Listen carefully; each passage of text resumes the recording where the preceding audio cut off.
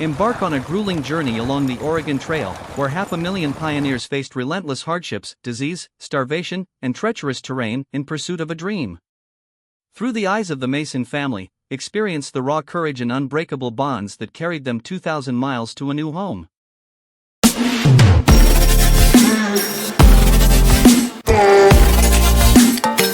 1 in 10 pioneers who stepped onto the Oregon Trail never made it out alive. 30,000 bodies buried in shallow graves. One corpse every 50 yards for 2,000 miles. The lucky ones got wooden markers. Most just disappeared beneath the prairie, their bones scattered by wolves before the next wagon train rolled through. Here's what life was really like on the Oregon Trail. Not the sanitized version from your school textbooks, but the brutal day-to-day struggle that nearly 500,000 Americans faced between 1840 and 1860 as they gambled everything on the promise of free land in Oregon Territory. Now, get comfortable. Seriously, adjust those pillows. Pull up that blanket because we're about to experience the Oregon Trail through the eyes of those who lived it and those who died trying. The night wind howls against the side of the wagon, a constant companion that somehow makes the bitter cold even worse. You're awake again as usual. Hours before dawn, your back aches from sleeping on wooden planks with only a thin quilt between you and the hard surface. But it's not the discomfort keeping you up. It's the coughing. 3 wagons down, the Henderson boy has been hacking all night.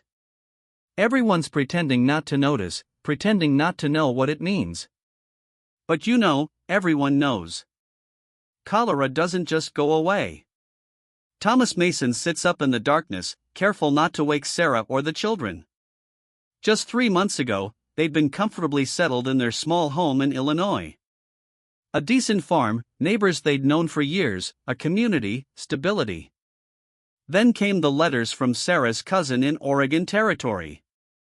Rich soil, free land, a fresh start. Thomas had resisted at first. "We have a good life here," he'd argued. But Sarah had that look in her eyes. The one he couldn't say no to. And deep down he felt it too. That pull westward. That hunger for something more. So they'd sold nearly everything. Packed what remained into a wagon and joined the Great Migration. Now in the pre-dawn chill of a May morning somewhere in eastern Nebraska Territory, Thomas wonders if it was the biggest mistake of his life. Comes a small voice from the darkness. "Go back to sleep, Emma," Thomas whispers. "I can't," his 10-year-old daughter replies. "I keep thinking about the Henderson boy." Thomas sighs. "Me too. Is he going to die?" The question hangs in the air, so honest it hurts. "I don't know," Thomas says, though he does know. "They buried Henderson's wife just last week. Try to get some sleep. Long day tomorrow." But sleep doesn't come for either of them.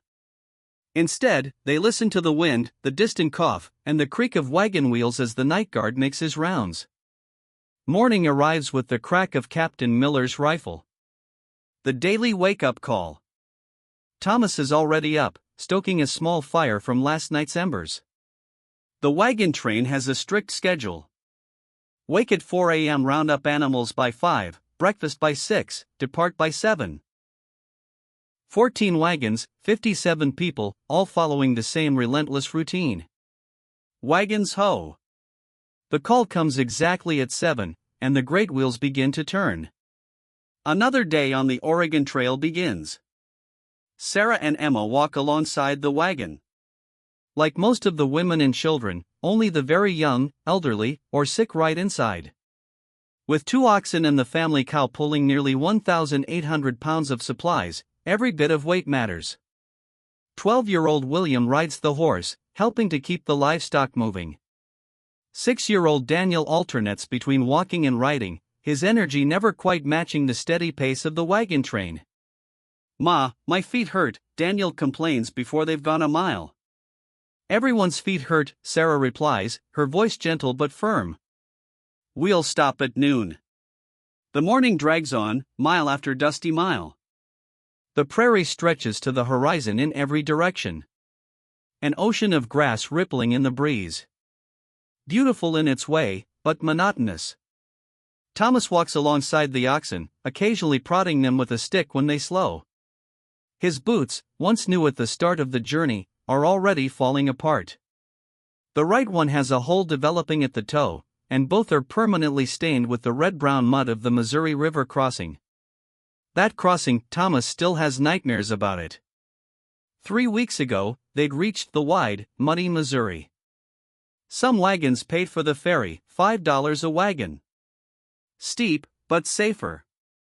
Thomas had decided to ford the river to save money. The water was only 4 feet deep, the guide had said. Perfectly manageable. What the guide didn't mention was the current strong enough to push a wagon sideways, or the hidden holes where the bottom suddenly dropped away. They'd been halfway across when the front right wheel hit one of those holes. The wagon lurched, nearly tipping over. Sarah had screamed. Emma fell into the water and was swept 20 yards downstream before William on horseback managed to grab her. They'd made it across, barely. But not everyone was so lucky. The Pattersons, 3 wagons behind them, lost everything when their wagon overturned. Their 6-month-old daughter drowned before anyone could reach her. Water ahead. The call snaps Thomas back to the present. A small creek, barely 6 feet across, appears on the horizon. Nothing like the Missouri, but still calls for caution. Captain Miller rides back along the line of wagons. It's shallow, he announces, but the banks are steep. We'll need to cut them down before crossing. The men grab shovels and axes, working to create a gentle slope on both sides of the creek. It's hot work under the midday sun, and Thomas's shirt is soaked with sweat by the time they finish. One by one, the wagons cross without incident. When it's the mason's turn, Thomas holds his breath, remembering the Missouri. But the crossing is smooth. Just a small bump as the wheels hit the opposite bank, and they're through. See, Sarah says, squeezing his hand. Not all crossings are bad ones. He smiles, but his eyes drift to the Henderson wagon behind them. The boy's coughing fits have grown worse.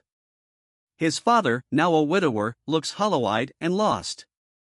Noon brings a brief respite, a 1-hour halt to rest the animals, eat a cold meal, and refill water barrels.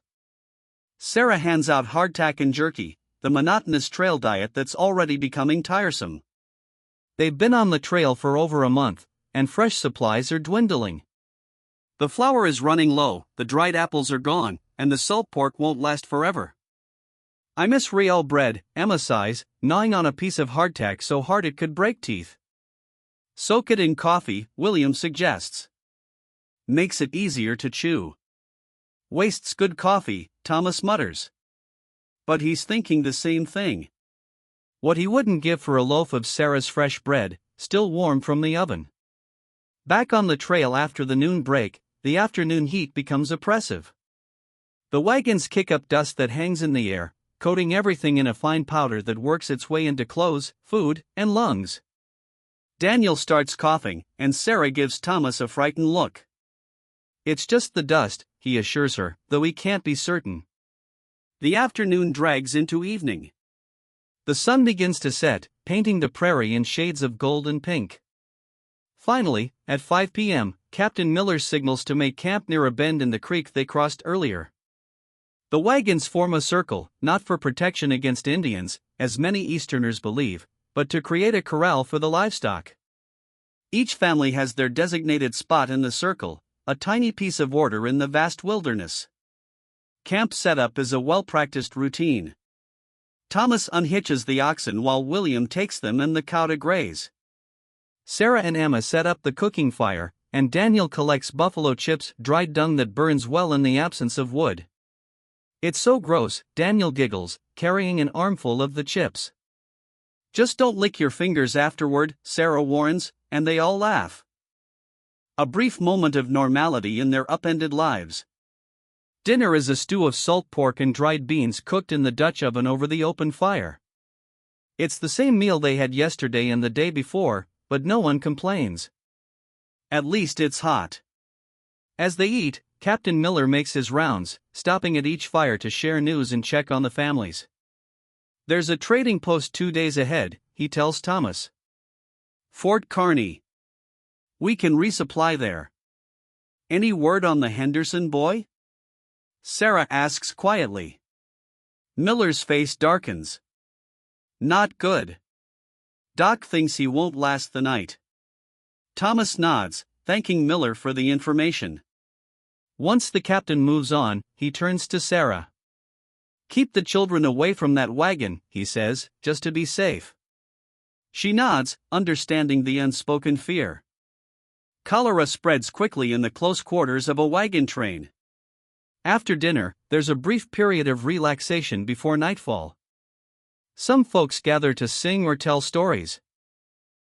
A fiddle plays somewhere in the circle, its cheerful tune at odds with the somber mood.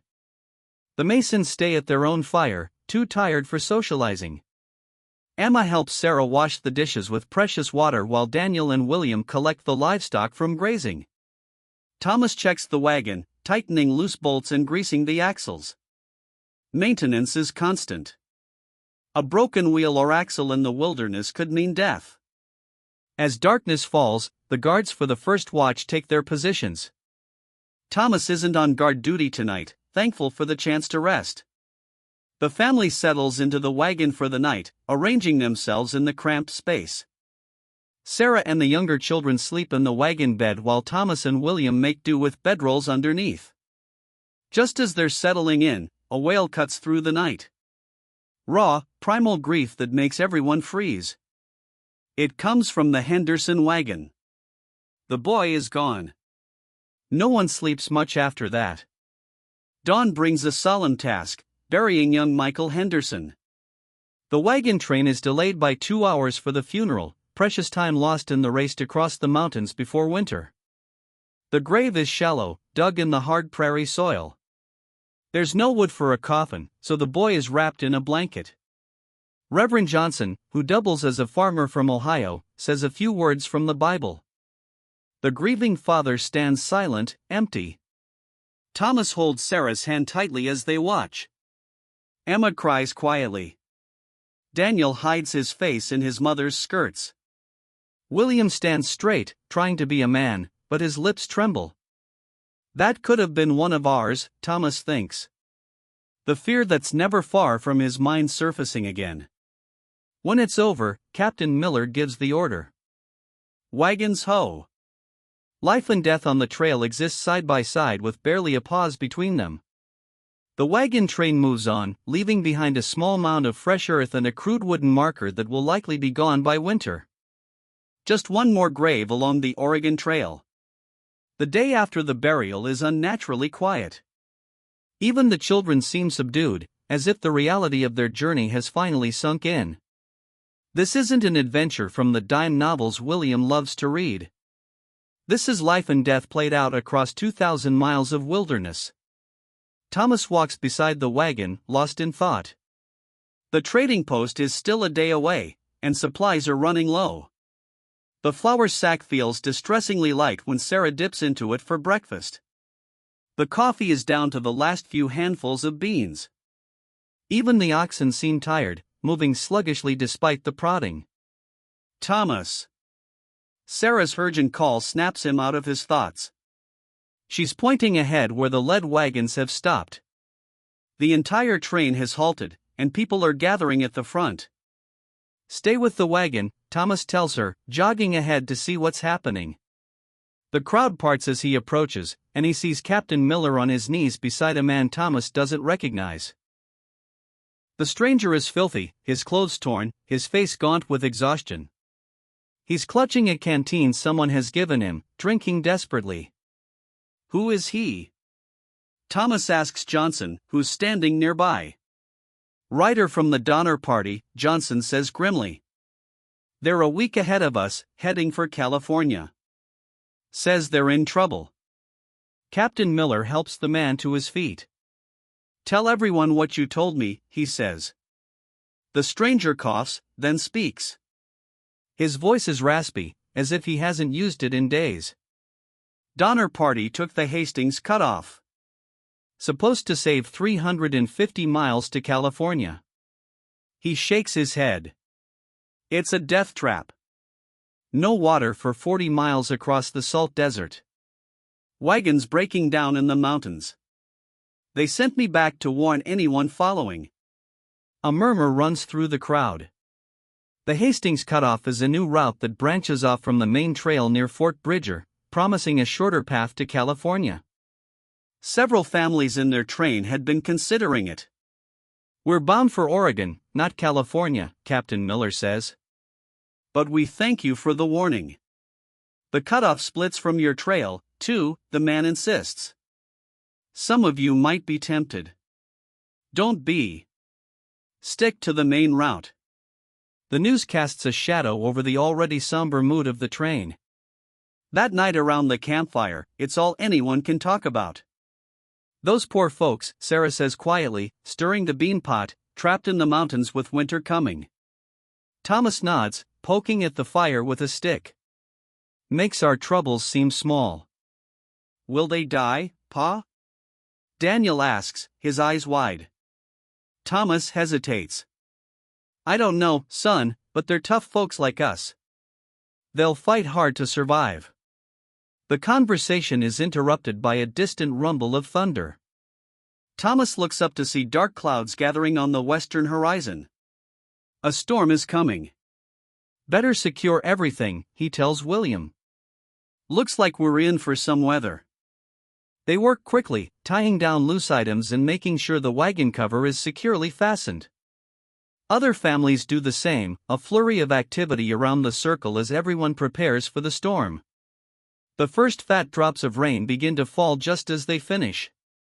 Within minutes, it's a downpour. Lightning cracks across the sky, followed immediately by booming thunder that makes the oxen low nervously. The family huddles inside the wagon, listening to the rain pound on the canvas cover. Water begins to seep in at the corners despite their best efforts. Sarah places buckets to catch the worst leaks, but soon the wagon floor is damp everywhere. At least we're not crossing a river in this, Thomas says, trying to find something positive. No one sleeps well that night. The storm rages for hours, wind threatening to tear the canvas covers from the wagons. Sometime past midnight, Thomas hears a crash, followed by shouts. Someone's wagon cover has ripped free. By morning, the storm has passed, but it leaves behind a muddy mess. The creek they've been following has swollen to twice its normal size, and the ground is too soft for the wagons to move. Captain Miller makes the call, they'll stay put for a day to let things dry out. It's another delay they can't afford, but there's no choice.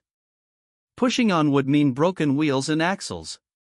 The day of forced rest is both blessing and curse. It gives everyone a chance to recover from the funeral and the storm, to repair minor damage and reorganize supplies. But it's also a day closer to winter without being a day closer to Oregon. Thomas uses the time to hunt, bringing back 2 prairie chickens that Sarah roasts over the fire. It's the first fresh meat they've had in weeks, and even with minimal seasoning, it tastes like heaven after so much salt pork and beans. The rest of the day passes in chores, washing clothes in the creek, repacking the wagon, mending tears in the canvas. By evening, the ground has begun to firm up, and Captain Miller announces they'll move out at first light. That night, as the family settles in for sleep, Emma asks the question that's been on everyone's mind since the burial. Pa, are we going to make it to Oregon? The wagon falls silent. Even Daniel, usually quick to sleep, is awake and listening. Thomas takes a long time to answer. Yes, he says finally. It won't be easy. There will be hard days ahead. Mountains to cross, rivers to ford, weather to endure. But we're strong, and we're together. We'll make it. Sarah reaches for his hand in the darkness, squeezing it tight. He hopes his words reassure the children. He hopes they're true. As the family drifts off to sleep, Thomas remains awake, listening to the night sounds of the prairie. Somewhere in the distance, a wolf howls, a lonely sound that echoes across the vast emptiness. Tomorrow they'll move on. Another day closer to their destination. Another day of uncertainty. The morning dawns clear and cool. The mud already firming under the rising sun. The wagon train stirs to life with the usual routine, but there's a new energy in the air. The trading post is just ahead, a small taste of civilization in the wilderness. As they break camp, Thomas notices the Henderson wagon is gone. During the night, the widower had quietly packed his remaining belongings onto his horse and turned back east. No one blames him. Without his wife and son, there's nothing pulling him westward anymore. Wagons ho, comes the call, and the great wheels begin to turn once more. The Oregon Trail stretches before them, endless and unforgiving. But today, at least, there's something to look forward to: fresh supplies, news from the settlements, maybe even letters from home. The wagon train moves forward, leaving behind another patch of disturbed earth. Another small monument to the cost of the journey. Ahead lies Fort Kearny, the Great Plains, the Rocky Mountains, and eventually, if they're lucky, Oregon Territory. Thomas takes the reins, his blood-stained boots planted firmly on the wagon board. The journey continues. Fort Kearny rises from the prairie like something from another world. After weeks of nothing but grass and sky, the sight of actual buildings, even crude ones made of sod and cottonwood, seems almost miraculous. Thomas feels his spirits lift as the wagon train approaches. The American flag snaps in the breeze above the fort, a reminder that they haven't left civilization entirely behind. Not yet, anyway. Look, children, Sarah says, pointing. We'll sleep in real beds tonight. Emma's eyes widen. Really, Ma? Sarah laughs, the first genuine laugh Thomas has heard from her in days. No, sweet girl. The fort doesn't have enough beds for all of us, but there will be fresh food and supplies. Captain Miller rides back along the line of wagons. We'll camp outside the fort tonight. Tomorrow morning, you can take turns going in to trade. 2 hours per family, no more. We leave at noon with or without you. The strict schedule is necessary. Every day counts in the race to cross the mountains before snow makes the passes impassable. As the wagons form their circle for the night, there's a buzz of excitement in the air. People who've barely spoken since the Henderson boy's death are suddenly chattering, sharing lists of supplies they hope to buy, wondering about news from the States. What are we trading for, Pa?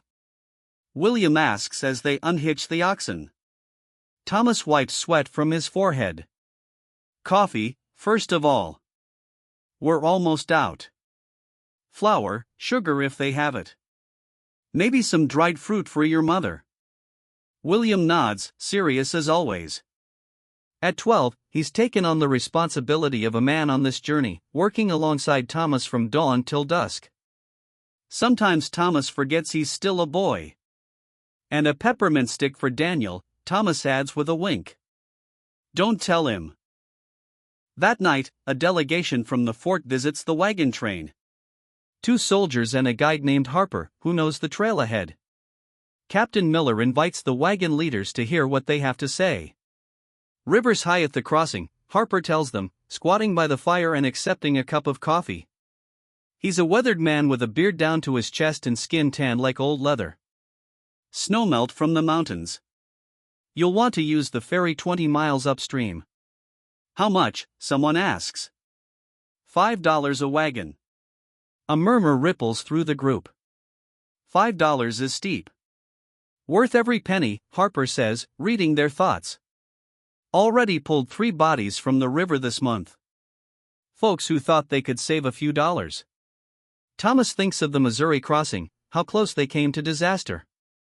We'll take the ferry, he says firmly.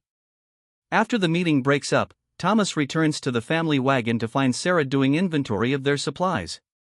How bad? He asks. She sighs. Flour's almost gone. Coffee, too. Salt pork will last another week if we're careful. The dried beans are holding out, but the children need more than beans. Thomas finishes. They both look over to where Emma and Daniel are playing a clapping game by the fire. They've grown noticeably thinner since leaving Illinois. We have the trading goods, Sarah reminds him. Back in Independence, they'd packed items specifically for trading: extra tools, fabric, needles, and thread, things that would be precious on the frontier. And the silver dollars, Thomas adds. They'd sold their farm for $60 in silver, a sum that had seemed substantial at the beginning of the journey. Now, with so far still to go, every coin feels precious. Dawn brings a flurry of activity as families prepare for their turn at the fort. The Masons are scheduled for mid-morning, giving Thomas time to clean up and change into his one good shirt. Appearances matter in trading. "You look handsome," Sarah says, smoothing his collar. She's put on her best dress as well, though best is relative after weeks on the trail. Her once blue calico is now a faded gray, the hem caked with prairie dust that will never fully wash out. When their turn comes, Thomas leaves William in charge of the camp and walks with Sarah and the younger children to the fort. The trading post is a single room in the main building, shelves stocked with the necessities of trail life. The prices are extortionate. Flour that would cost 50 cents back home is $2 here. Coffee is 3 times the normal price, but they have no choice. Without supplies, they won't make it to Oregon. Thomas haggles as best he can, trading 2 spare horseshoes and a length of calico for 10 pounds of flour and a small sack of coffee beans. He parts with 1 precious silver dollar for sugar, dried apples, and, true to his word, a peppermint stick for Daniel. "Can I have it now, Pa?" Daniel asks, eyeing the candy. After dinner, Sarah says before Thomas can answer. "If you eat your beans." While Thomas handles the trading, Sarah visits the fort's small medical station. She returns with a packet of willow bark for pain and fever and grim news. "Cholera is all along the trail this year," she tells Thomas as they walk back to the wagon. "The doctor says there's been 50 deaths at the Platte crossing alone." Thomas feels a cold knot form in his stomach. "Did you tell him about the Henderson boy?" Sarah nods. "He says to boil all our water, even if it looks clean, and to bury our waste away from any water source." It's common sense, but Thomas has seen how careless some folks can be on the trail. Exhaustion makes people sloppy. Back at camp, there's more news circulating. A large party of Pawnee has been spotted nearby. Not hostile, according to the fort commander, but hungry after a poor buffalo hunt. They'll want to trade, Captain Miller tells the group. Or beg. Either way, be respectful but firm. We can't spare much. Some of the immigrants look nervous. Stories of Indian attacks have followed them west, though most are exaggerated or completely false. The real dangers of the trail, disease, accidents, starvation, are far more deadly than any native tribe. Sure enough, as the wagon train prepares to depart the next day, a group of about 20 Pawnee appears on the horizon. They approach slowly, making it clear they're not looking for trouble. Captain Miller, the fort commander, and Harper, the guide, ride out to meet them. There's a long exchange with Harper translating. Then Miller returns to the wagons. "They want to trade," he announces. "They're offering moccasins and buffalo meat for coffee, sugar, and tobacco." Fresh meat is a powerful temptation after weeks of salt pork. Several families, including the Masons, decide to trade. The Pawnee set up a makeshift trading area between their horses and the wagons. Thomas approaches with Sarah, carrying a small pouch of coffee beans and some sugar wrapped in cloth. A middle-aged Pawnee man with elaborate beadwork on his buckskin shirt examines their offerings. He nods and hands over a substantial piece of dried buffalo meat. The exchange is silent but respectful. "Thank him," Sarah whispers to Thomas. "Thank you," Thomas says, nodding to the man. To his surprise, the Pawnee trader responds in broken English, "Good meat, make strong." He points to Daniel and Emma, watching wide-eyed from a distance. "For children, grow big." Thomas is momentarily taken aback, then smiles and nods. "Yes, for the children." As they walk away with their precious meat, Emma tugs at her mother's skirt.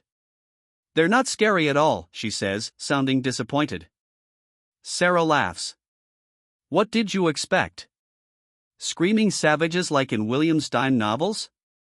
"Maybe," Emma admits. "People are just people, no matter what they wear or how they live," Sarah tells her. Remember that. It's a lesson Thomas hopes will stick. In the vast territory they're crossing, they'll encounter many different tribes. Approaching each with respect rather than fear could make all the difference. By noon, the trading is done, and the wagons roll out. Fort Kearny shrinks behind them, the last proper outpost they'll see for hundreds of miles. Ahead lies the wide Platte River, which they'll follow westward toward the mountains. The land is changing subtly. The lush prairie grass of eastern Nebraska gives way to shorter, tougher varieties. The terrain becomes more rolling, with occasional bluffs breaking the horizon. It's beautiful in its vastness, but Thomas is constantly aware of how exposed they are out here. A storm, a fire, a hostile encounter, there's nowhere to hide on the open plains. They make good progress that afternoon, covering nearly 15 miles before making camp along a small tributary of the Platte. The fresh buffalo meat is a welcome change from their usual fare. Sarah cuts it into strips and boils it with dried beans and a precious pinch of salt. It's the best meal they've had in weeks. The good mood continues into the evening. Someone brings out a fiddle, and there's dancing around the central fire. Even Captain Miller seems to relax a bit, sharing a pipe with Harper, who's decided to accompany them to the river crossing. Thomas watches Sarah twirl Emma in a simple dance, her tired face momentarily free of worry. These are the moments that make the hardships worthwhile, he thinks. These small pockets of joy amid the struggle. William sits beside him, whittling a piece of wood with his pocketknife. "Pa," he says without looking up. "Do you think we'll really make it to Oregon?" The question catches Thomas off guard. William rarely expresses doubt or fear. "Yes," he says firmly. "We've come this far, haven't we? And we're still strong." William nods, but doesn't look convinced. Harper says the mountains are the real test, and winter comes early up high. "We'll be through the mountains before the snow flies," Thomas assures him, hoping it's true. Captain Miller knows what he's doing. The fiddle strikes up a livelier tune, and Daniel runs over, grabbing William's hand. "Come dance, Will." William protests, but Daniel is insistent, and finally, the older boy allows himself to be pulled into the circle of dancers. Thomas watches his son, so on the cusp of manhood yet still so childlike, and feels a fierce surge of love and protectiveness. He'll get them to Oregon. He has to. The next few days settle into a rhythm, up before dawn, on the trail by 15 miles a day following the broad, muddy Platte. The river is both lifeline and obstacle, providing water for people and animals, but also breeding mosquitoes that swarm in black clouds at dawn and dusk. "I'm being eaten alive," Sarah complains on the third night, slapping at her neck. "Here," Thomas says, handing her a small tin of bear grease mixed with pennyroyal that he traded for at the fort. "Rub this on." Smells terrible, but the mosquitoes hate it. Sarah wrinkles her nose at the pungent odor but applies the greasy mixture to her exposed skin and the children's. The relief is immediate, though now they all smell like rancid meat. "I think I preferred the mosquitoes," Emma says, gagging at the smell on her arms. But the mosquitoes are more than an annoyance. Harper tells them that marsh fever, probably malaria, kills nearly as many immigrants as cholera. The greasy repellent is a small price to pay for protection. On the 5th day after Fort Kearny, they reach the ferry crossing. It's a crude affair, just a large raft attached to a rope system that spans the river. But it looks sturdy enough, and Thomas is glad they opted for this rather than trying to ford the swollen river. The ferry can only take one wagon at a time, so the crossing is slow. Each family waits their turn, watching anxiously as their worldly possessions are floated across the muddy expanse. When the mason's turn comes, Thomas drives the wagon onto the raft, while Sarah and the children wait on shore. They'll cross on the return trip. The ferryman, a grizzled old mountain man with a missing front tooth, gives instructions in a gravelly voice. "Keep them oxen calm," he warns. "They spook, we all go swimming." Thomas nods, holding the led ox's halter firmly. The animal is nervous, rolling its eyes at the unfamiliar movement beneath its hooves. The crossing seems to take forever. The raft moves agonizingly slowly, pulled by men on both shores working a complex system of ropes. The river is perhaps 100 yards wide here, but the current is swift, pushing constantly against the side of the raft. Halfway across, one of the oxen bellows and tries to back up, causing the wagon to shift dangerously. The raft tilts, water sloshing over the edge. "Steady him," the ferryman shouts, leaning his weight against the listing side. Thomas grabs the ox's harness with both hands, speaking in low, soothing tones. "Easy now, easy, boy." Gradually, the animal calms, and the raft rights itself. Thomas releases a breath he didn't realize he was holding. A dunking in the Platte would mean the loss of everything they own. The rest of the crossing passes without incident, and soon the wagon is safely on the western shore. Thomas breathes a sigh of relief as he drives it up the bank and parks it on level ground. Now he just has to wait for the raft to return with his family. The wait is excruciating. From this side, he can see how fast the river is moving, how precarious the crossing really is. When Sarah and the children finally step onto the raft, he can barely watch. Emma waves excitedly from the raft, treating the dangerous crossing like an adventure. Daniel clings to Sarah's skirts, clearly frightened. William stands straight and still, trying to appear unaffected. Thomas doesn't breathe easily until all three children and Sarah are safely on shore beside him. "That wasn't so bad," Sarah says. But her pale face and trembling hands tell a different story. By nightfall, the entire wagon train has crossed safely. A minor miracle, according to Harper. Lost a family of 5 at this crossing last month, he tells them around the fire. Raft broke loose, flipped over. None of them could swim. It's a sobering reminder of how quickly disaster can strike on the trail. That night, Thomas lies awake long after the others are asleep, listening to the distant rush of the river, and giving silent thanks for their safe passage. The trail changes after the Platte crossing. The land begins to rise almost imperceptibly, the first hint of the mountains still hundreds of miles ahead. The grass becomes sparser, the soil drier. They're entering the true west now, leaving behind the last vestiges of the familiar eastern landscapes. Game becomes more plentiful as they move into territory less hunted by settlers. Thomas manages to shoot a pronghorn antelope one evening, providing a feast for the entire wagon train. It's his first significant contribution to the group's food supply, and he feels a pride that surprises him. "Fine shot," Captain Miller compliments him as they butcher the animal together. "Mostly luck," Thomas admits. "It just stood there looking at me." Miller chuckles. "Luck counts on the trail. Take it when it comes." It's good advice. Out here, so far from civilization, luck can mean the difference between life and death. A week after the river crossing, they encounter their first buffalo herd. Thousands of massive beasts stretching across the horizon like a dark, moving carpet. The sight is awe-inspiring, even to Harper, who claims to have seen it all. "Never gets old," he says, shaking his head in wonder. The wagon train stops to watch the spectacle. Several men, including Thomas, grab their rifles, eager for fresh meat, but Miller holds them back. "Too dangerous," he says firmly. "You spook that herd, they'll run right over us." "We'll hunt when we make camp if they're still nearby." No one argues. The sheer power of the massive animals is evident even from a distance.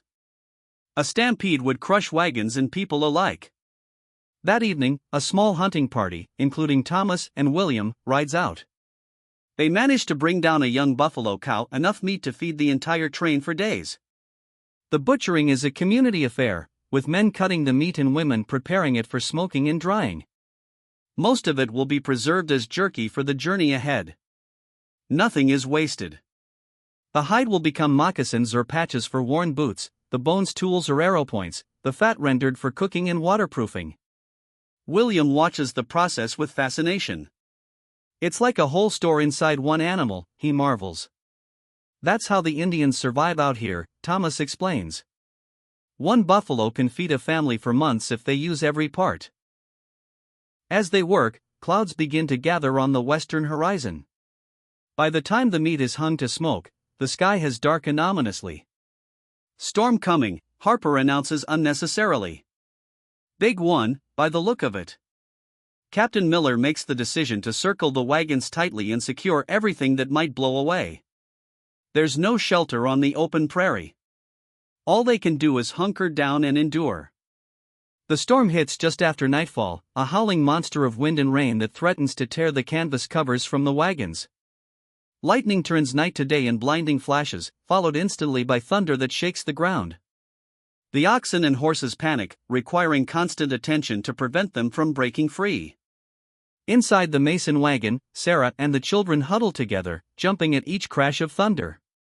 Thomas and William take turns checking the animals and the wagon cover, returning soaked to the skin each time. Will we be blown away? Daniel asks, his voice small with fear. No, sweetheart, Sarah assures him, though her own voice wavers. The wagon's too heavy to blow away. But as the night wears on and the storm intensifies, Thomas isn't so sure. He's seen what prairie storms can do: tear roofs from buildings, uproot trees, even lift wagons off the ground. This is one of the worst he's experienced. Around midnight, disaster strikes. A lightning bolt hits the Johnsons' wagon directly, setting the canvas cover ablaze despite the pouring rain. The fire spreads quickly to the wooden frame. Thomas and William join the mad rush to help, forming a bucket brigade from the water barrels, but it's too late. The wagon is engulfed, its contents beyond saving. Fortunately, the family escapes unharmed, though they lose everything except the clothes on their backs. By dawn, the storm has passed, leaving behind a sea of mud and a group of exhausted travelers. The Johnsons stand shell-shocked beside the charred remains of their wagon, their journey seemingly at an end. Thomas wakes to the sound of coughing. For a moment, disoriented by sleep, he thinks it's the Henderson boy again. Then reality crashes back. It's Sarah, and the cough sounds worse than last night. He scrambles up from his bedroll beneath the wagon, wincing as his stiff muscles protest. The eastern sky is just beginning to lighten, the first hint of dawn still an hour away. The camp is quiet except for Sarah's coughing and the soft snoring of the night guard, who should be awake but has dozed off at his post.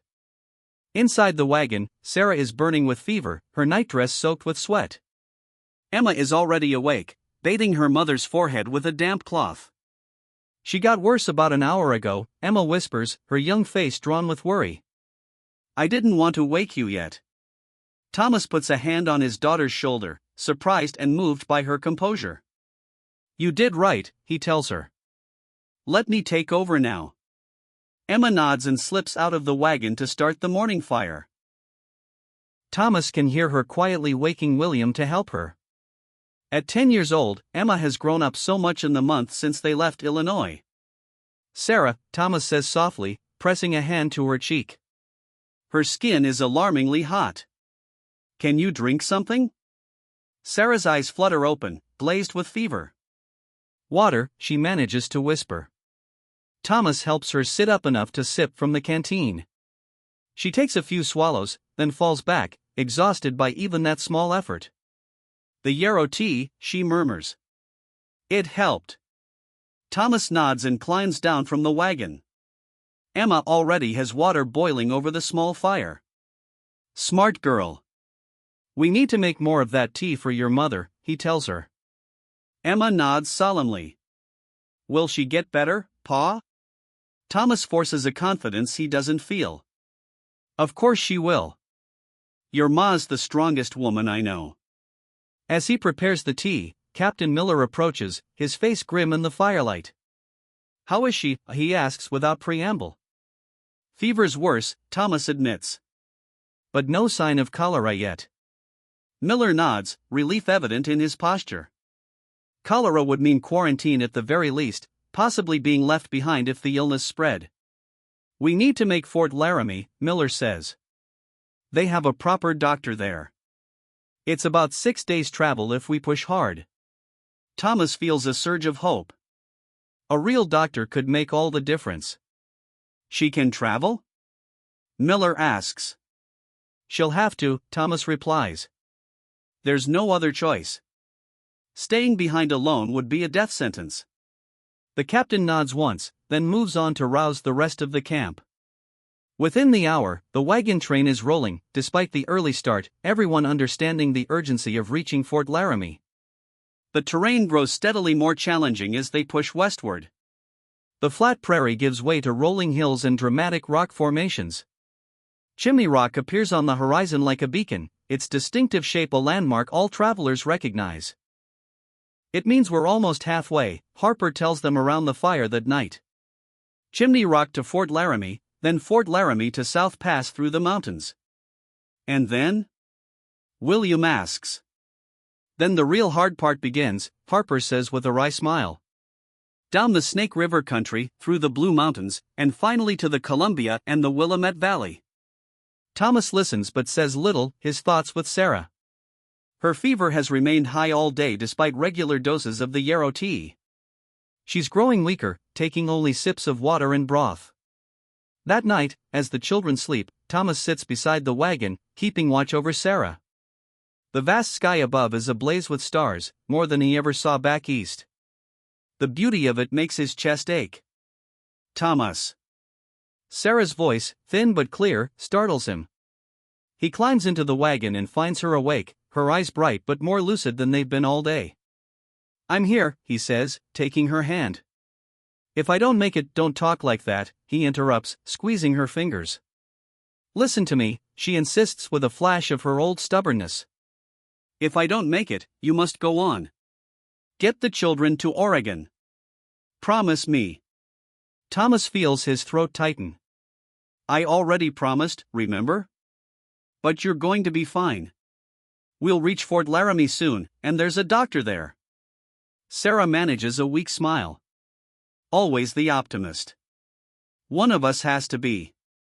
They sit in silence for a while, listening to the night sounds of the prairie, the distant howl of a coyote, the rustle of wind through grass, the occasional stamp of an ox. I don't regret coming, Sarah says finally. Even if. I wanted this journey for all of us. I know, and he does know. For all the hardships, there have been moments of such beauty, such wonder, that he understands why they risked everything. Sarah's eyes begin to droop, the brief energy fading. Sing to me, she murmurs. Like you used to. So Thomas sings softly, so as not to wake the children, an old song his mother taught him about green valleys and flowing rivers and a home waiting at the end of the road. Sarah falls asleep to the sound of his voice, her breathing a little easier than before. The next morning brings a glimmer of hope. Sarah's fever has broken during the night. She's weak as a newborn kitten, but her eyes are clear, and she manages to eat a small bowl of corn mush. Don't get too excited, Harper warns when Thomas shares the good news. Marsh fever comes and goes. She'll likely get worse again before she gets better. But Thomas can't help feeling hopeful. Sarah is a fighter. She always has been. The wagon train pushes on, covering 15 miles that day despite the increasingly rough terrain. They're entering proper hill country now, leaving the endless flat prairie behind. The hills are a welcome change from the monotony, but they slow the wagons considerably. Oxen strain against the yokes on the upslopes, and will brakes squeal on the descents. Hard on man and beast, Miller comments during the noon rest, but it means we're making progress. That evening, they camp within sight of Scott's Bluff, a massive rock formation that towers over the surrounding landscape like a fortress. Emma and Daniel stare at it in awe. Are those the mountains? Daniel asks. William, always eager to show off his knowledge, shakes his head. No, dummy. The real mountains are much bigger. Those are just bluffs. Don't call your brother dummy, Thomas reprimands automatically, though his mind is mostly on Sarah. Harper's warning proved accurate. Her fever has returned, though not as high as before. That night brings a new problem as Thomas checks on the oxen before turning in. He notices one limping badly. Hoof split, Harper confirms after examining the animal. Been coming on for a while, I guess. Can it be fixed? Thomas asks, already knowing the answer. Harper shakes his head. Not out here.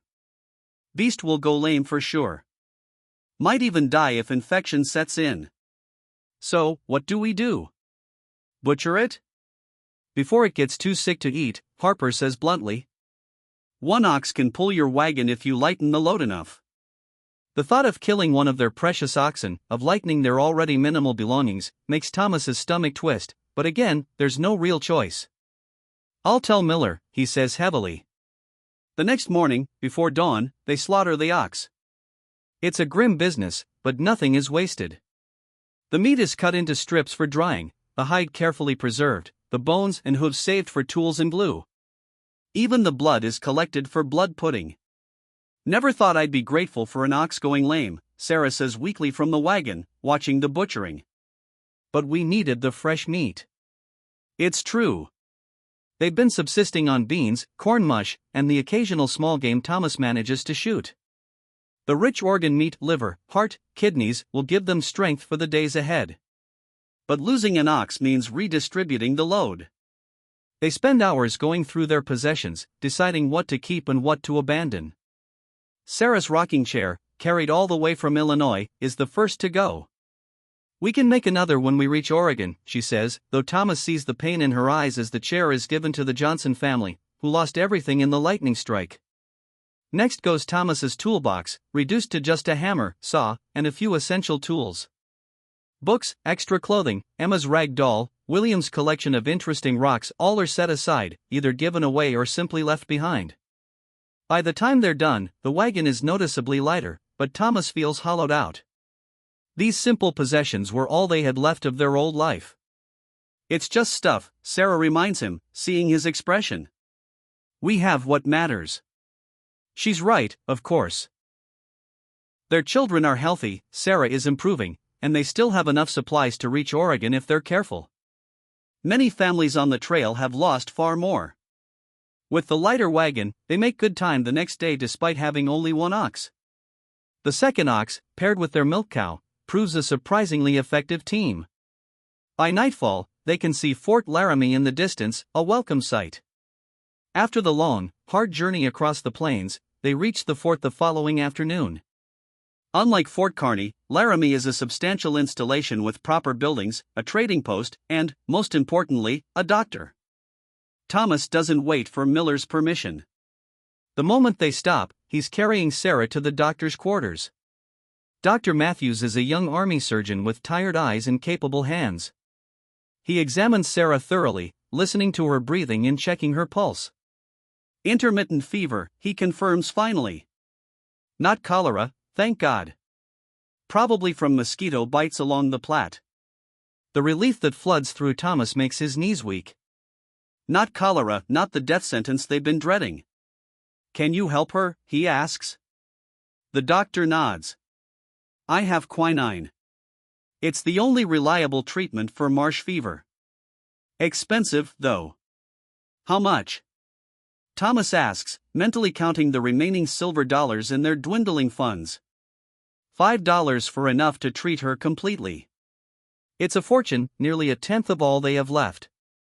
But there's no question of refusing. We'll pay, Thomas says firmly. The doctor prepares the medicine, a bitter white powder dissolved in water. She'll need to take this twice daily for at least a week, he instructs. It may make her sick to her stomach at first, but she must keep taking it. Thomas nods, memorizing the instructions. This precious medicine could save Sarah's life. Back at the wagon, he finds Captain Miller talking with a group of men he doesn't recognize. They look trail-worn but not destitute, experienced travelers rather than desperate greenhorns. Thomas, Miller calls him over. These men came through South Pass 2 weeks ago. They say the snow is already starting in the higher elevations. A cold knot forms in Thomas's stomach. Snow in the mountains already. It's only early September. Early winter this year, one of the men says grimly. You folks need to push hard if you want to get through before the passes close. Miller looks grim. We'll rest here 2 days, no more. Everyone who's continuing needs to be ready to move out at dawn on the third day. Continuing? Thomas asks, catching the implication. Miller sighs. Some families are stopping here for the winter. The Johnsons, the Wilsons, a few others. They'll try again in the spring. It's not an unreasonable decision. Fort Laramie offers safety, shelter, and the chance to earn money working for the army or trading with passing caravans. Wintering here would be far safer than risking mountain passes in early snow. What do you think we should do? Thomas asks Sarah that evening after giving her the first dose of quinine. She's resting on a proper cot in the fort's infirmary, looking smaller and more fragile than he's ever seen her, but her eyes are clear and determined. We go on, she says without hesitation. We've come too far to stop now. Thomas isn't surprised. Sarah has been the driving force behind this journey from the beginning. You're still weak, he reminds her. The mountains are the hardest part of the trail. I'll get stronger, she insists. The doctor says the quinine works quickly, and we can't afford to winter here. We'd use up all our money before spring. She's right about that. Even 2 days at the fort will make a significant dent in their funds. Supplies here are even more expensive than at Fort Kearny, and they need to restock before tackling the mountains. All right, Thomas agrees. We go on, but you rest in the wagon until you're stronger. Sarah smiles, reaching for his hand. Have I ever told you how much I love you, Thomas Mason? Not nearly often enough, he teases, feeling a weight lift from his chest. She's still weak, still sick, but she sounds like herself again. It's the best medicine he could ask for. The 2 days at Fort Laramie pass quickly. Thomas trades their remaining goods for supplies: flour, coffee, sugar, salt, and ammunition. He splurges on a small bag of dried apples for Sarah and the children, a rare treat. William helps the fort blacksmith and earns $2 precious, which go toward a new axe head to replace the one that broke crossing the Platte. Emma and Daniel explore the fort, wide-eyed at the soldiers in uniform, the Native Americans who come to trade, and the bustling activity of the trading post. It's the closest thing to civilization they've seen since independence, and they soak it in like thirsty plants. Sarah grows stronger with each dose of quinine, though the medicine does indeed make her violently ill at first. By the second day, she's able to sit up and even walk short distances with Thomas's help. The doctor says I should be almost fully recovered in another week, she tells him, her voice stronger than it's been in days. Just in time for the mountains, Thomas says, trying to sound cheerful despite his worry. On the morning they're set to leave, Miller takes a final count. Of the 14 wagons that left Fort Kearny, only 9 will continue beyond Fort Laramie. The others have either turned back or decided to winter at the fort. Smaller group means we can move faster, Miller says, though Thomas hears the concern behind his words. Fewer wagons means fewer men for hunting, guarding, and helping with river crossings and steep grades. Harper, to everyone's surprise, decides to continue with them rather than wait for the next eastbound group as he'd originally planned. Got a feeling about this bunch, he tells Thomas with a shrug. Besides, you'll need someone who knows the mountain trails if the snow comes early. Thomas is more grateful than he can express. Harper's knowledge of the trail has already saved them more than once. As they pull out from Fort Laramie, Thomas can't help looking back at the solid walls and buildings. For a brief moment, he's tempted to change his mind, to join those staying behind for the winter. But then he glances at Sarah, sitting up in the wagon and looking westward with determination in her eyes, and he knows they've made the right choice. The landscape changes dramatically as they move beyond Fort Laramie. The rolling hills give way to more rugged terrain with rocky outcroppings and stunted pine trees replacing the endless grass of the plains. The air grows cooler and drier, especially at night, when the temperature now regularly drops below freezing. We're climbing, Harper explains. Not the real mountains yet, but we're gaining elevation every day. You can feel it in your breathing if you pay attention. Thomas does notice that he tires more easily, that sometimes he finds himself short of breath after activities that wouldn't have winded him back on the plains. The children seem unaffected, but Sarah struggles, her body still recovering from the fever. Game becomes more plentiful as they enter new hunting grounds. Thomas brings down a mule deer one evening, providing fresh meat for several days. William shoots a sage grouse with the small rifle Thomas has finally allowed him to carry, beaming with pride at his contribution. Nice shot, Thomas tells him, genuinely impressed. Your mother will make a fine stew with that. Even Sarah is able to help again, though she tires quickly. She sits by the fire, directing Emma in cooking and mending, gradually taking on more tasks as her strength returns. The wagon train falls into a new rhythm, up at dawn, on the trail by first light to make the most of the shortening days. They stop earlier in the evening now, needing time to collect enough firewood for the cold nights. The work is harder, the days longer, but they're making steady progress toward South Pass, the gateway through the mountains. One evening, about a week after leaving Fort Laramie, they make camp near a small stream lined with cottonwood trees. It's the most attractive campsite they'd had in days, with plenty of grass for the animals and shelter from the constant wind. As they settle in for the night, Thomas notices a change in the air, a heaviness, a dampness that wasn't there before. Storm coming, Harper confirms when Thomas mentions it. Weather changes fast in the foothills. Could be rain, could be snow. Snow? Thomas echoes, alarmed. This early? Harper shrugs. Happens sometimes. Probably just a dusting if it comes, but we should be prepared. They work quickly to secure the wagons, collecting extra firewood and making sure the animals are tethered where they'll have some shelter from the trees. By the time they finish, clouds have obscured the stars, and the air feels decidedly colder. Thomas checks on Sarah one last time before turning in. She's bundled in blankets in the wagon, looking concerned. I feel it too, she says when he mentions the weather. Remember that freak September snow back in '39? Killed all the late crops. Thomas nods, remembering. This is different country, though. Harper says snow is normal here, even this early. Will it slow us down? Probably, but we'll manage. He tries to sound confident, though the prospect of snow in the mountains fills him with dread. They're racing against winter, and winter might be winning. He kisses her good night and settles into his bedroll beneath the wagon. Sleep comes slowly, his mind filled with worry about the days ahead. Sometime in the night, he wakes to an unnatural silence. The usual night sounds, insects, distant animals, the rustle of wind, are gone. Instead, there's only a soft, steady whisper, like countless tiny feet walking on the wagon cover above.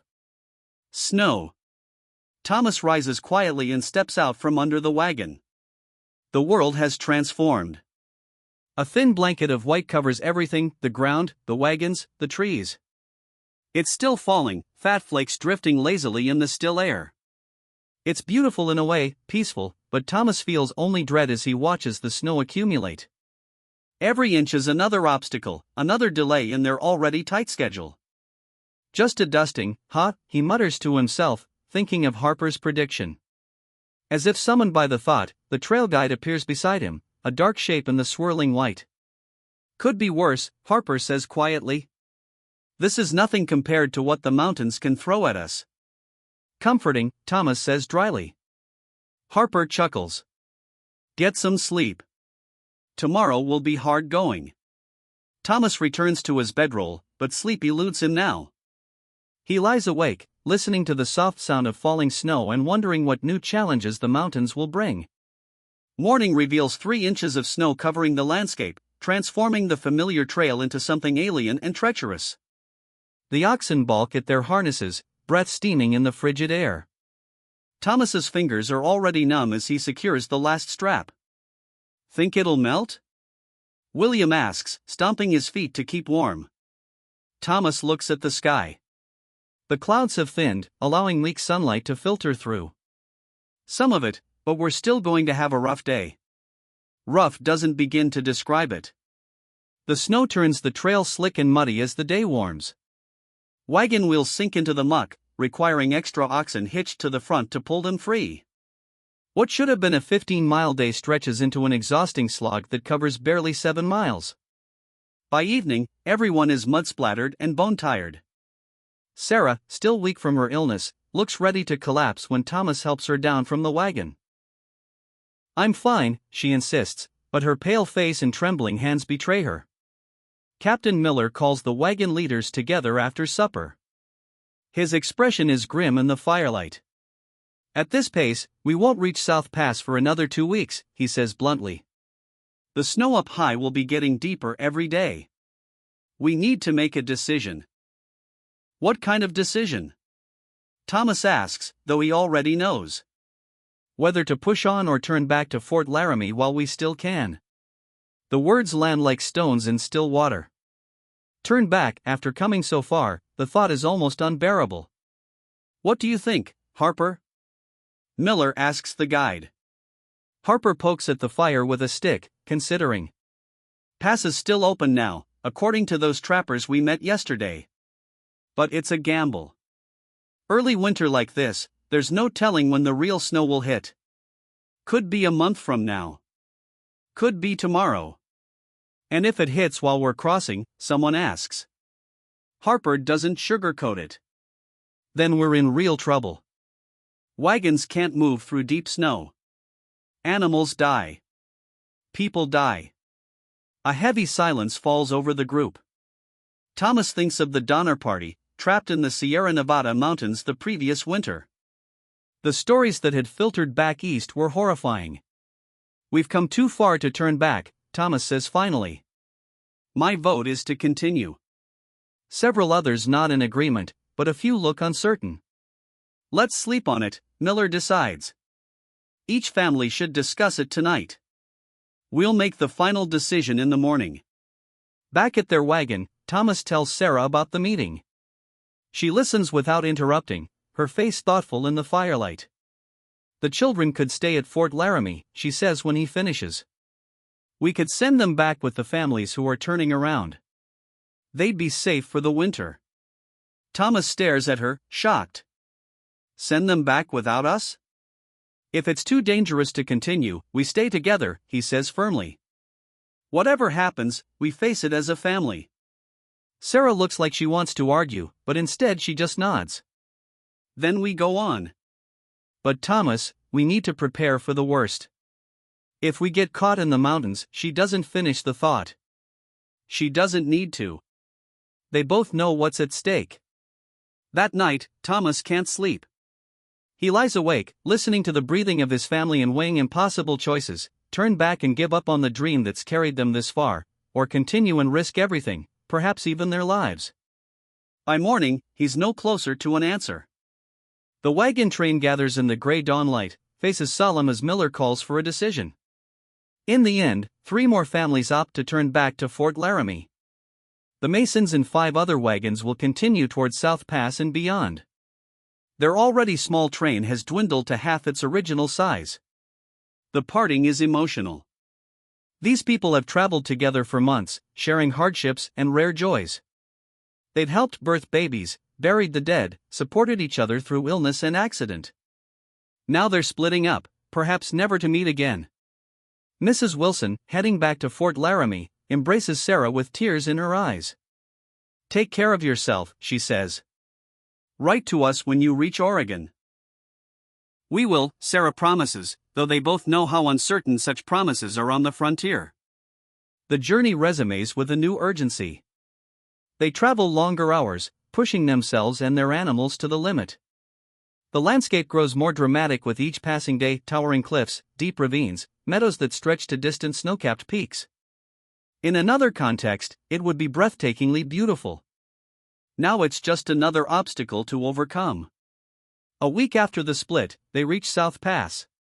It's not what Thomas expected: no narrow gorge between towering peaks, but rather a broad, gently sloping valley that cuts through the mountains.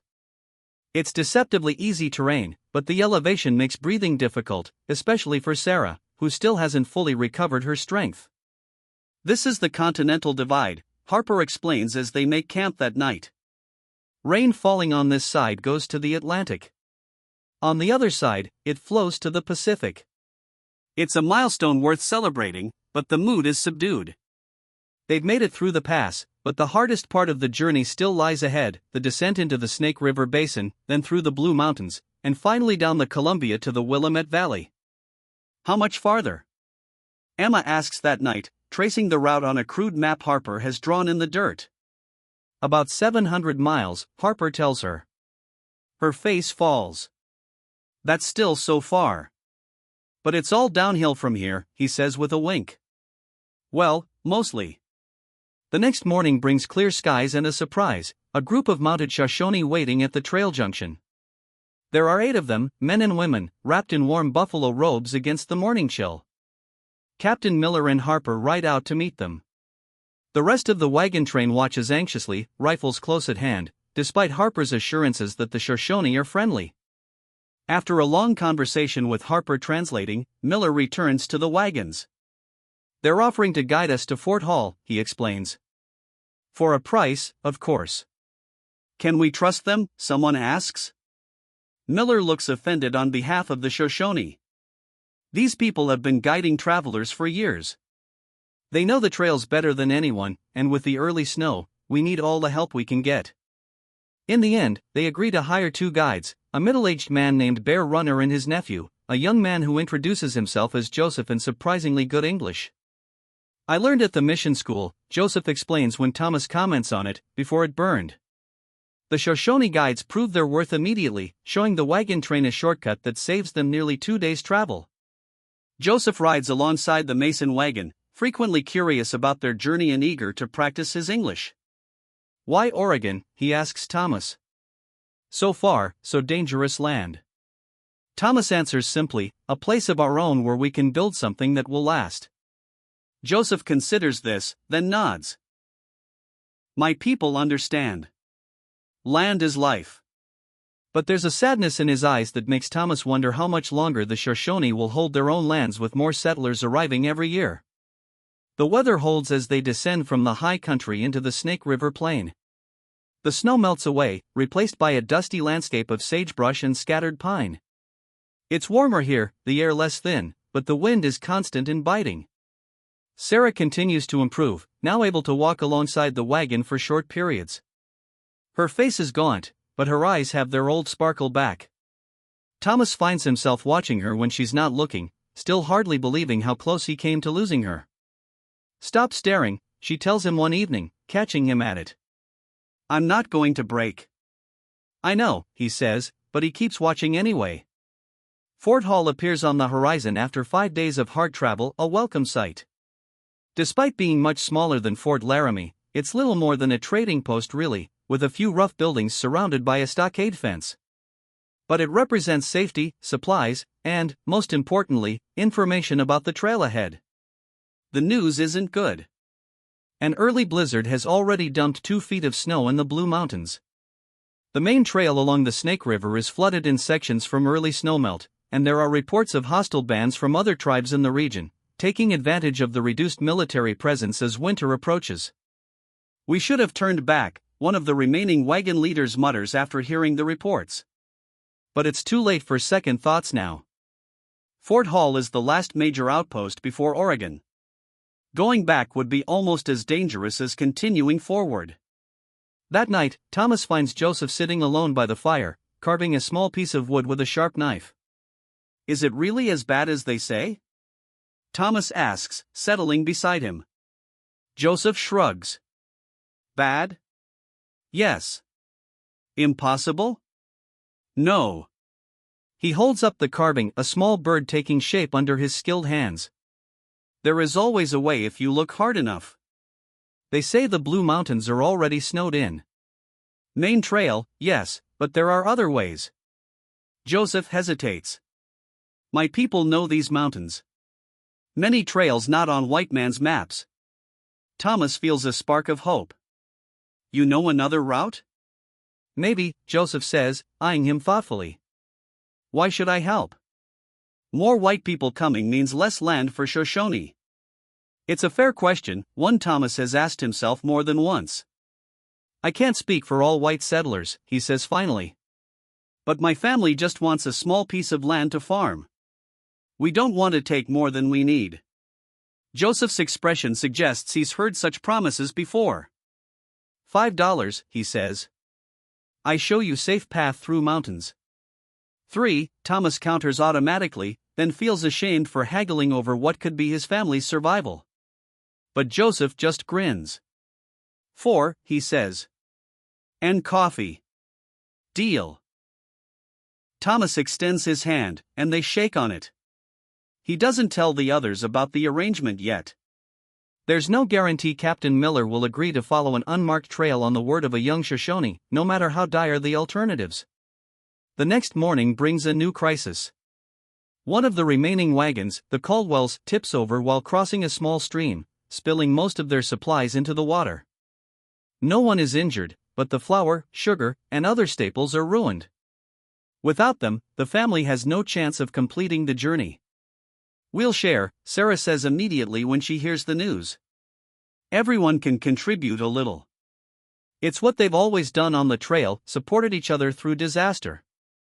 But this time, with winter closing in and supplies already stretched thin, the others hesitate. We barely have enough for ourselves, one of the men argues.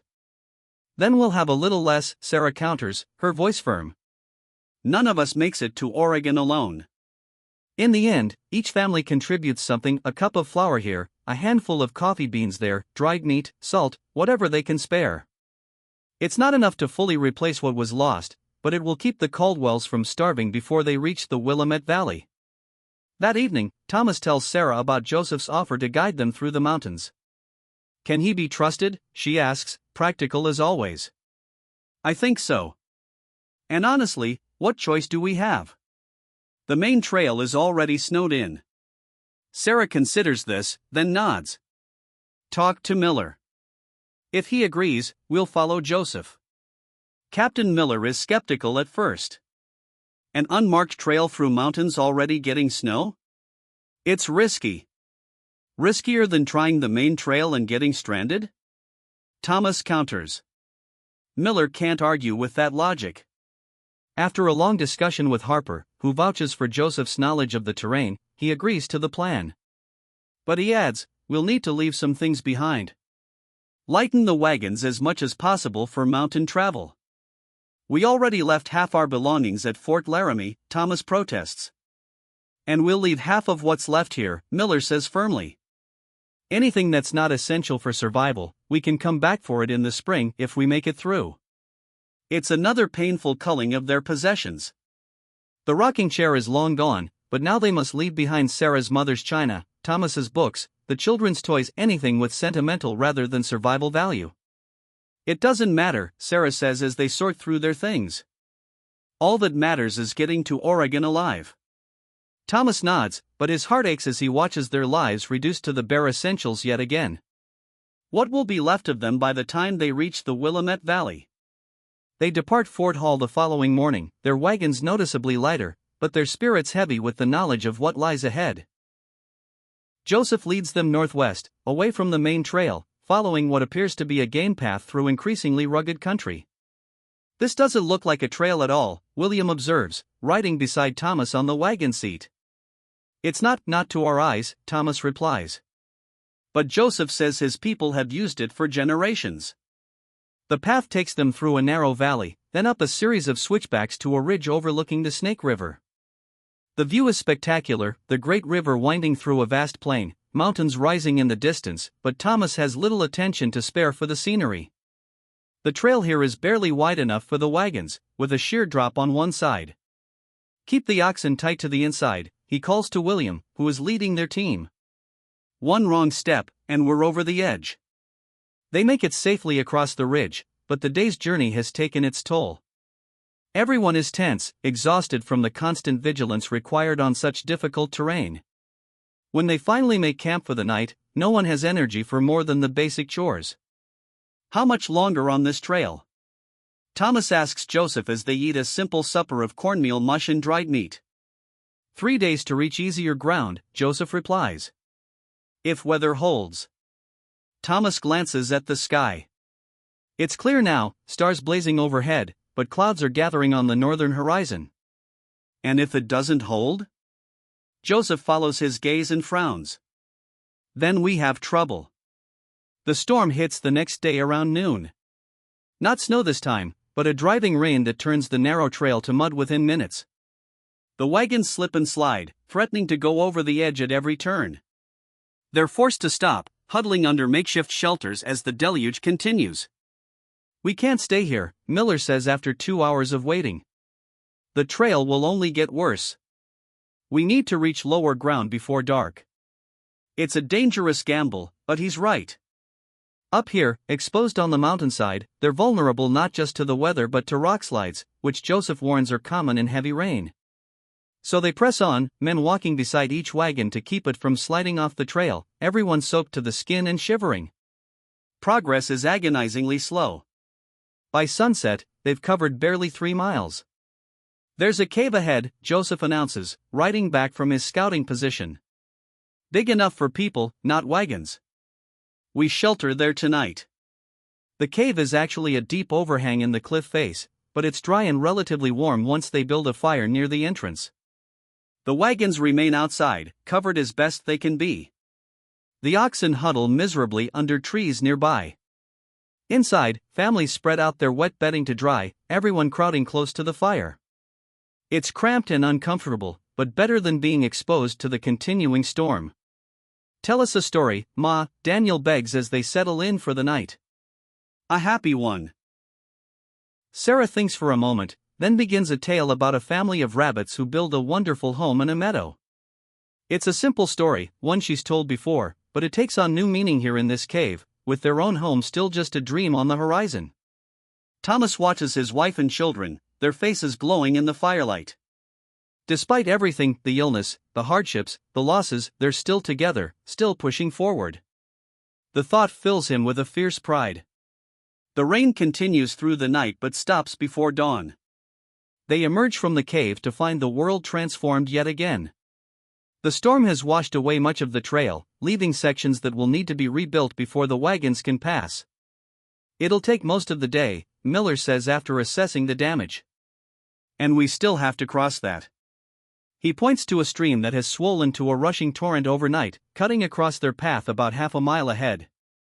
More delays, more obstacles. Thomas feels a familiar weight of worry settling on his shoulders. Every day spent here is another day for snow to build in the Blue Mountains, another day's supplies consumed, another day closer to winter. But there's nothing to do but face each challenge as it comes. So they set to work repairing the trail, cutting branches to reinforce muddy sections, building crude bridges over the worst washouts. By mid-afternoon, they've made enough progress to start moving the wagons again. The stream crossing proves even more difficult than expected. The water is knee-deep and fast-moving, with a treacherous rocky bottom. They double-team the oxen for each wagon, with men waiting alongside to keep them on course. The mason's wagon is the third to cross. Thomas and William are in the stream, guiding the oxen, when William loses his footing on a slippery rock. The current sweeps him off his feet immediately. William! Thomas lunges for his son, but the boy is already being carried downstream, his head barely above water. Without thinking, Thomas plunges after him, fighting against the current. He can hear Sarah screaming from the bank, can see the terror on William's face as he struggles to stay afloat. 20 yards downstream, William manages to grab onto a fallen tree that spans part of the stream. He clings there, coughing and sputtering, as Thomas battles his way toward him. "Hold on," Thomas shouts above the roar of the water. "I'm coming." He reaches the tree and pulls himself along it until he can grab William's arm. The boy is pale with cold and fear, his clothes soaked and heavy. "I've got you," Thomas says, wrapping an arm around his son's chest. "Let go of the tree. I'll get us to shore." It takes all his strength to drag them both to the bank, fighting the current every inch of the way. By the time they stumble onto solid ground, Thomas is so exhausted he can barely stand. Sarah reaches them first, wrapping blankets around both of them, tears streaming down her face. "I thought I'd lost you," she says, clutching William tightly, "both of you." "It'll take more than a little stream to separate this family," Thomas manages to say through chattering teeth. But the close call has shaken him badly. That night, huddled around the fire, Thomas can't stop thinking about what almost happened. If William had been swept further downstream, if the fallen tree hadn't been there, if Thomas hadn't reached him in time. "Stop," Sarah says softly, reading his thoughts as she so often does. "They're safe. We're all safe." Thomas nods, but the fear lingers. They've been lucky so far, luckier than many on the trail. But how long will that luck hold? Joseph comes to sit beside them.